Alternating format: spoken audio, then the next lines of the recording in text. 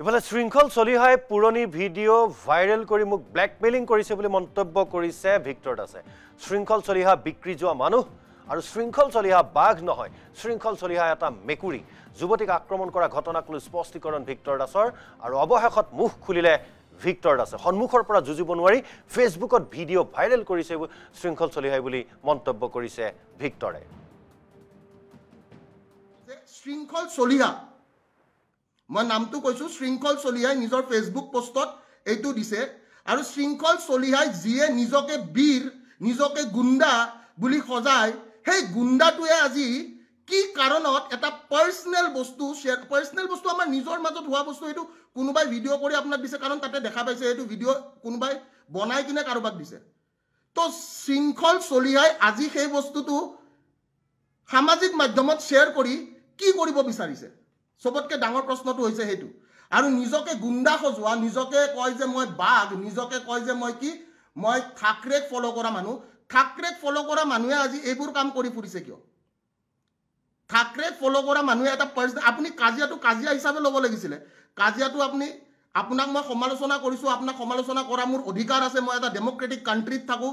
আপুনি কৰা যিখিনি মই গম পাইছোঁ, তথ্য পাইছোঁ, বা যিখিনি আপোনাৰ এনেকুৱা হৈছে যে নাই এই মানুহটো অমুকখিনি কাম কৰিছে, তাৰ ওপৰত এটা প্ৰশ্ন কৰিছোঁ। কিন্তু প্ৰশ্নটোৰ উত্তৰ খাৰু পিন্ধা, মেখেলা পিন্ধা মানুহৰ দৰে এটা উত্তৰ হ'বলগীয়া নাছিলে।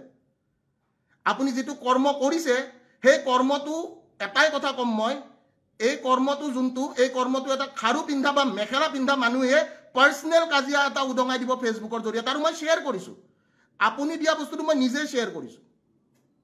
আৰু আমাৰ মাজত যোনখিনি সেই কাজিয়া হৈছিলে, সেই কাজিয়াৰ কেছটো তেতিয়াই কেছ দিব লাগিল যদি আমাৰ কিবা এনেকুৱা কাজিয়া হৈছিলে। আমাৰ কাজিয়াটো এটা কাৰণতে যে আমাৰ নিজৰ বুজাবুজিৰ মাজত কিবা এটা কাজিয়া হৈছে, নিজৰ মানুহৰ মাজত কাজিয়া হৈছে, তো তাতে কাৰো ক'বলগীয়া একো নাই, ঠিক আছে।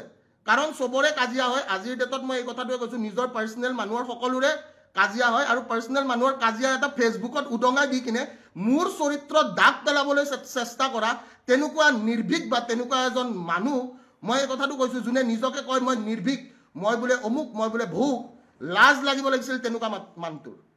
আৰু চবতকৈ ডাঙৰ কথা আছে, যিকোনো এটা বস্তু এটা পোষ্ট কৰাৰ পিছতে যেতিয়া মানুহে নিউজ বনাবলৈ আৰম্ভ কৰে, সেই নিউজটো মানুহে বুজি পোৱাটো উচিত যে কি ক্ষেত্ৰত কেনেকৈ এটা নিউজ কৰিবলৈ চেষ্টা কৰিছে। আমি কিছুদিন আগতে দেখিছোঁ শংকৰজ্যোতি দাৰ লগত এটা কেছ হৈ গৈছে। যেতিয়া শংকৰজ্যোতি দাক কি কৰিবলৈ চেষ্টা কৰিছে, শংকৰজ্যোতি দাক ছোৱালীৰ কেছত ফচাই কিনে বদনাম কৰিবলৈ চেষ্টা কৰিছে। সেইটো আমাৰ অসমীয়া জাতিটোৱে জাতিটোৰ প্ৰতি এটা কি আছে, অসমীয়া জাতিটোৰ প্ৰতি এটা এনেকুৱা টাইপৰ প্ৰব্লেম এটা আছে।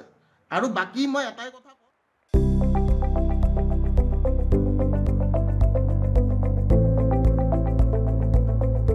NB নিউজ, সহজ সৰল ভাষাত নৱভাৰতৰ কথা।